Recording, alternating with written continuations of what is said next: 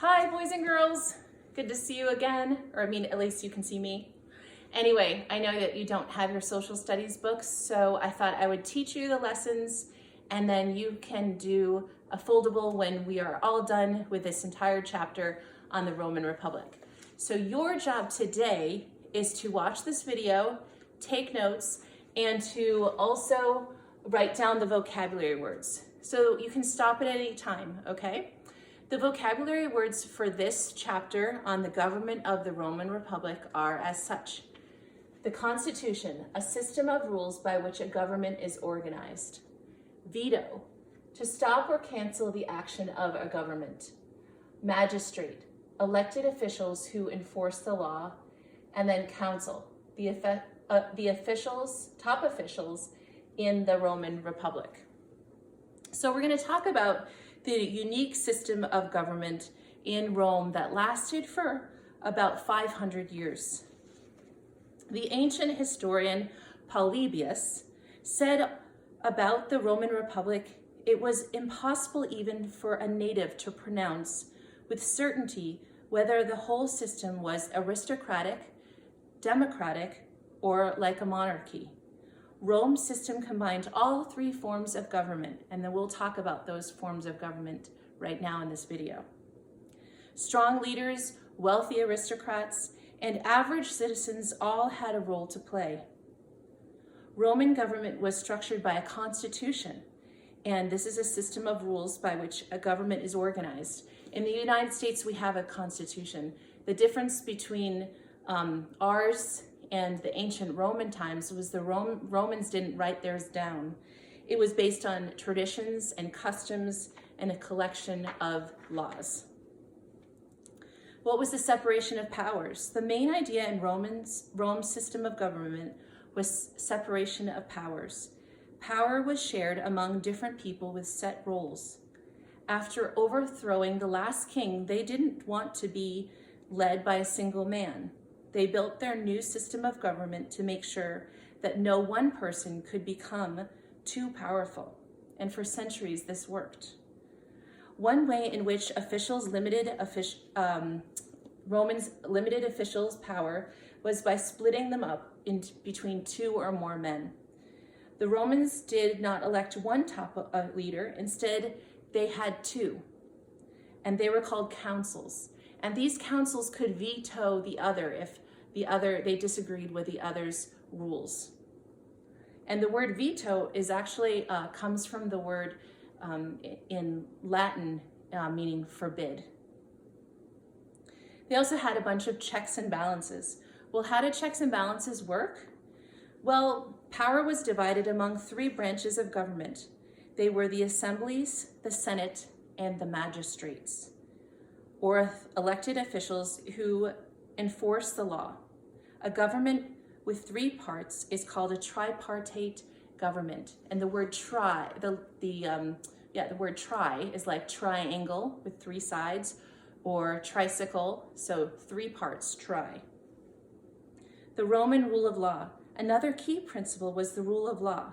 This means that the law applied to everyone, even elected officials could be tried for violating the law. Who were the citizens of Rome? Well, unfortunately, only men were citizens in Rome. If both of his parents, a male's parents, were Roman citizens, then they were citizens at birth. Women and slaves were not citizens, unfortunately, and had no direct role in government. The symbol of the Roman citizenship was a toga. It was a garment adult men wore wrapped around their bodies as a symbol of their citizenship. Rights and responsibilities. Roman citizens had the right to a trial. Any adult male citizen had the right to vote. Roman culture stressed civil duty, meaning the responsibility to help out in a society. Then we'll talk about patricians and plebeians. Roman citizens were divided into two orders. One was the patricians, members of the oldest families in Rome. They were usually wealthy. In the early days of the Republic, they could have controlled all government offices. And the other was made up of the plebeians, who were a majority of the Romans. They did not come from famous old families like the patricians. Most were common farmers or artisans.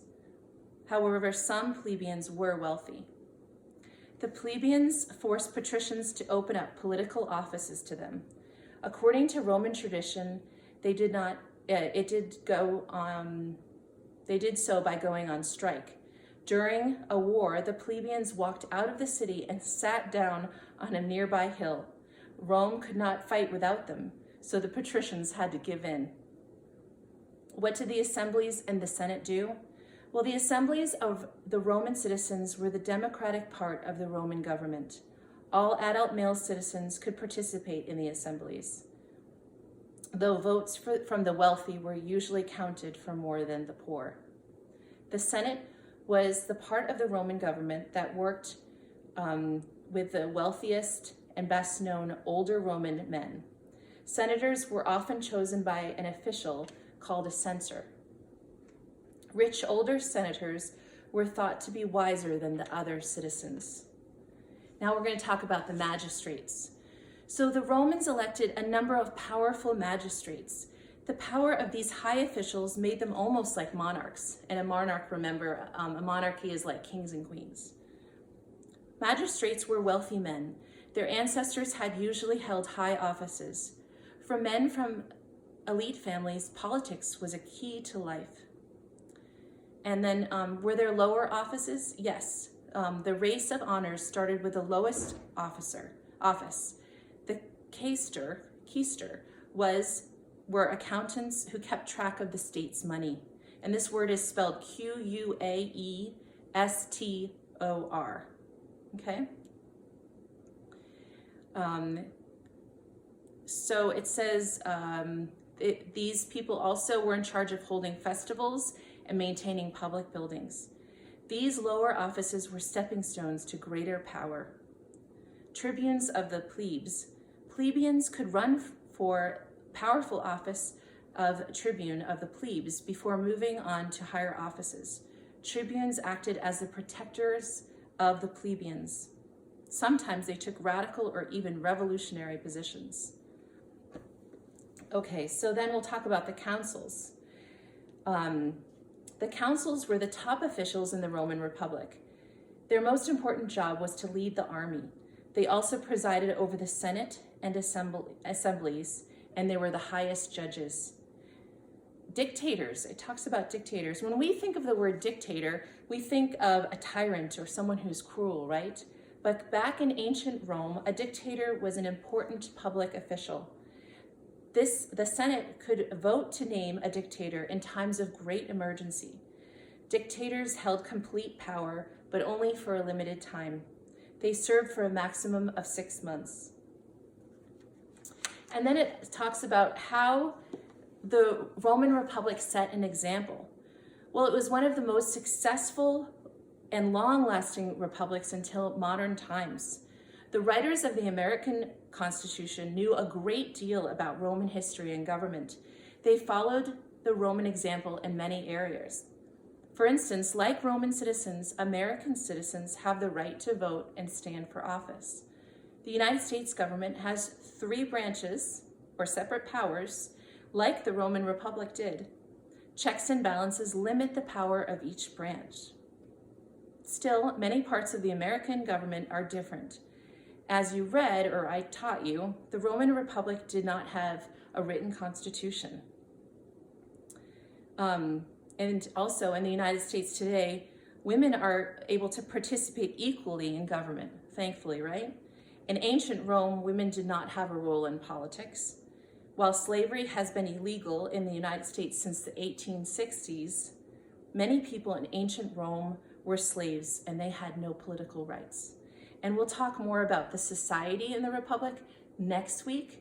So I hope you enjoyed this lesson about the government and you learned about there being 3 parts of government in the Roman Republic. I hope you wrote down your vocabulary words, and I hope that you have a great week and that you're able to pray and enjoy being with your family. And I miss you all so much. God bless you. Bye.